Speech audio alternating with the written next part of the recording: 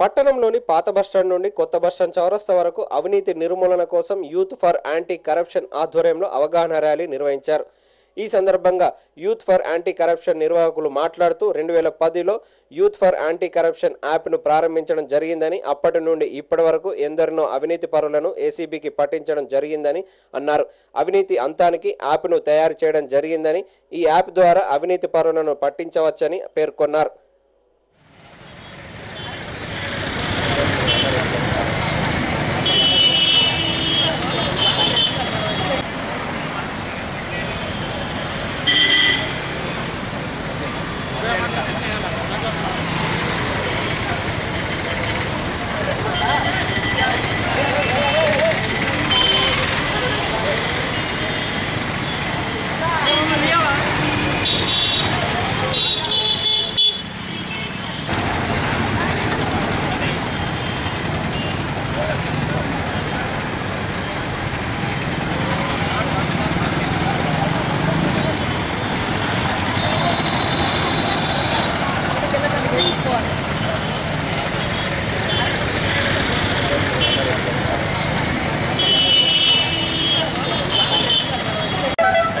పదిలో పల్నాటి రాజేంద్ర అనే వ్యక్తి దీన్ని ఏర్పాటు చేసి ఇప్పటి వరకు రాష్ట్ర వ్యాప్తంగా చాలామంది అవినీతి పరులను ఏసీబీకి పట్టించినటువంటి ఘనత ఈ యాప్ది.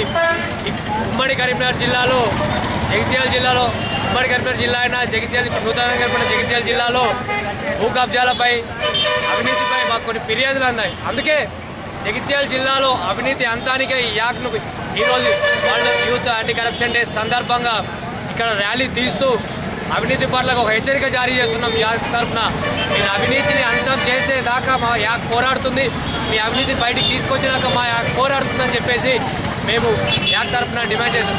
అదేవిధంగా గొల్లపల్లిలో జరిగిన బక్కయ్య ఆత్మహత్య గల కార్యక్రమాలను వెంటనే అరెస్ట్ చేయాలని మా యాక్ డిమాండ్ చేస్తున్నాం.